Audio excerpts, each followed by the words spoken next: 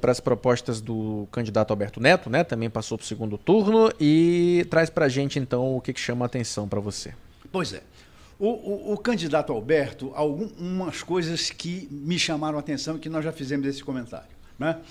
Ele coloca claramente a prefeitura quer ter o controle sobre a bilhetagem hoje do sistema de transporte. Ou seja, ele quer trazer para si essa administração de uma maneira mais clara, mais correta, mais direta e mais rígida. Que era algo que o próprio candidato Marcelo Ramos também propunha, perfeito, né? Perfeito. Ou seja, para que a prefeitura tenha consciência, um controle de que, com esse controle, ele possa cobrar a qualidade do sistema quando ele paga o subsídio. Esse é um ponto fundamental. Ou seja, ele tocar no gerenciamento do sistema.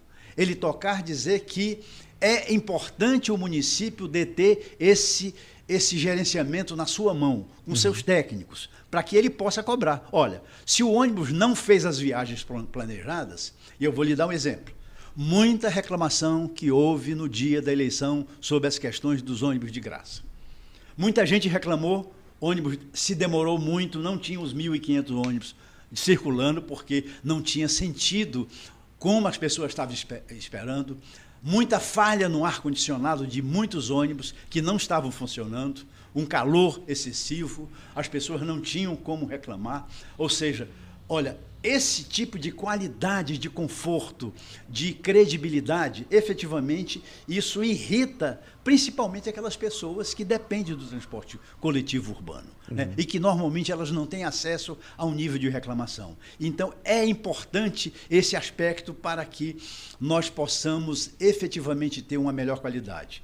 Ele toca numa coisa que continuar na climatização da frota, melhorar a parada cidadã, melhorar as condições de embarque e desembarque do usuário do transporte urbano, para que ele tenha paradas mais confortáveis, não luxuosas, mas paradas que, poxa, efetivamente possam ser cobertas, contra o sol, contra a chuva, seja iluminada e tenha informação, o mínimo necessário. Efetivamente, nós temos problemas de muitas paradas, não é nem a questão da padronização, efetivamente não tem cobertura nenhuma, está num lugar inadequado, o usuário realmente não tem nenhuma informação nesses pontos parados. Então, isso é uma coisa primária, básica do sistema, né? Quando ele fala de ônibus seguro, ele dá ênfase muito a essa questão da segurança no ônibus, né? Sobre a questão de estar conectando as câmeras ao CCO, ao Centro de Controle do Estado, né? Para que se tenha uma resposta rápida, efetiva, para a prevenção de assaltos aos ônibus, que efetivamente hoje acontece, Patrick, o assalto ao transporte urbano convencional e ao transporte especial, né? Há 2000. Uma das falhas do candidato, não se toca sobre a questão do transporte especial. São 2.000 ônibus que rodam diariamente na cidade, levando esses mais de 100.000 trabalhadores do nosso polo industrial. E, efetivamente, nós não vemos nenhuma política pública, efetivamente, para melhorar a circulação, melhorar a segurança, melhorar a fluidez desses homens que fazem a nossa economia girar, a galinha dos ovos de ouro. Quando você fala transporte especial, você está falando das rotas? As rotas, efetivamente, porque utiliza o sistema viário, não é? Por exemplo, ela utilizar uma faixa exclusiva, ela ter prioridade para se circular, ter uma sinalização para isso que se possa fazer, ou seja, porque nós estamos trazendo os trabalhadores que saem de suas casas e que vão lá para a linha de produção. Um fator fundamental para a gente, é onde tem os nossos impostos saem de lá, né? Efetivamente, essa questão da segurança, ela engloba o transporte urbano convencional e engloba também o transporte especial. Uma coisa que chama atenção, ele coloca não fala sobre mudança de matriz energética nos ônibus, mas ele fala numa coisa que é fundamental. Ele coloca o veículo leve sob trilho, que é movido a eletricidade, tá? Uma matriz também limpa, para colocar no centro histórico da cidade. Isso é um fato importante. É um fato importante para captar recursos, fazer um projeto de atendimento ao VLT, ao centro histórico da cidade. Ou seja, voltar a valorizar o centro histórico da cidade com mobilidade coletiva das pessoas. Não é? Ou seja, a utilização do centro histórico, a utilização do centro. Não é? Ele fala muito claro, aqui ele é muito claro, eu quero implantar o BRT. Esse candidato fala especificamente sobre um modal de transporte, que é exemplo em Curitiba, que é exemplo em Medellín, que é exemplo em Bogotá, que é o exemplo do Rio de Janeiro, que é exemplo em Goiânia, que é exemplo em Recife. Não é? Ou seja, é um transporte que tem toda a infraestrutura e que precisa com isso. Quando ele fala em implantar o BRT, é fazer com que as faixas exclusivas de ônibus possam ser implantadas de uma maneira segura, de uma maneira adequada, de uma maneira efetivamente planejada, para que efetivamente as pessoas possam melhorar o atendimento do sistema de transporte. Não deixa de falar nos semáforos inteligentes. Ele fala sobre a questão da tecnologia, porque quando ele faz uma tecnologia embarcada nos ônibus para a questão da segurança, também para que o usuário possa ter na sua mão aquele controle da frota, controle das viagens, controle do itinerário, para que ele tenha esse ponto de referência, para que ele possa efetivamente...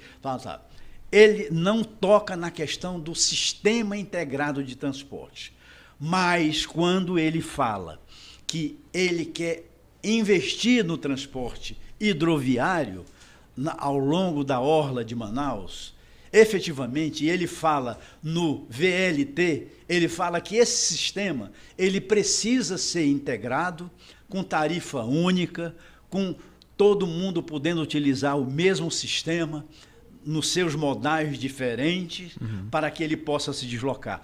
Isso é um avanço que uma cidade como Manaus precisa, requer há muito tempo. Essa questão do transporte hidroviário que ele cita, não tem muito detalhe, né? O que a gente sabe é só que seria um transporte só pela orla da cidade mesmo, né? Isso. É importante ressaltar isso, porque pode ser que tenha gente que pense, transporte hidroviário, vão usar os igarapés da cidade. Não.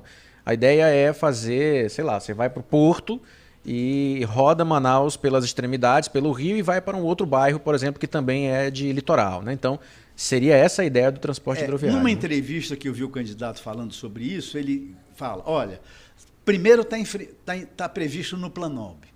O plano de mobilidade já prevê esse transporte hidroviário. Está previsto de que se façam ali, ao longo do Igarapé, do Tarumã, da Ponta Negra, na Compensa, né, no São Raimundo, no centro de Manaus, no Educandos, lá no início da BR-319 e no Puraquequara, infraestruturas portuárias para que se possa fazer operações de embarque e desembarque, para que se possa fazer integração também com as linhas do transporte urbano convencional, para que se possa ver transbordo, para que se possa fazer essa integração física e tarifária, e efetivamente é uma opção que se possa ter para as pessoas que querem optar por isso. E outra coisa, Patrick, aqui abre um hiato que também se possa fazer uma integração com o transporte intermunicipal. Por que não?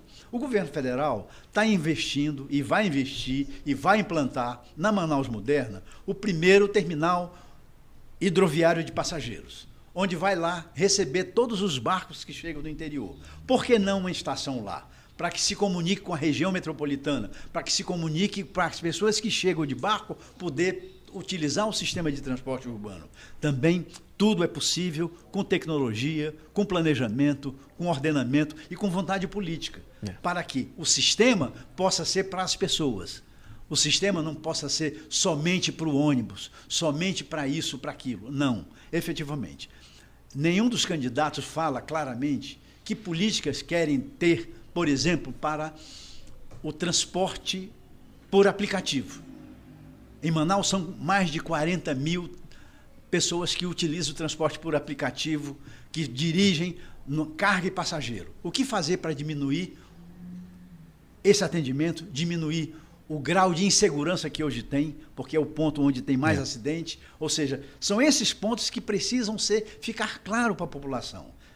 Ou seja, investimentos no sistema viário, Não é? Ou seja, o que eu quero investir? Que prioridade eu quero dar? Eu quero dar para o ônibus, para quem mora na periferia, para 60% da população, ou eu quero dar prioridade ao automóvel do transporte individual, que em Manaus, o automóvel com a motocicleta representam 93% da frota.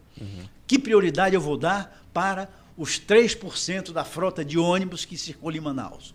Que prioridade eu vou dar para exatamente os 44 mil carretas que circulam em Manaus para o transporte de carga? O que eu quero operacionalizar? O que eu quero fortalecer na operação do sistema viário? Isso precisa ficar claro para a população, para que a gente possa acompanhar e gerenciar.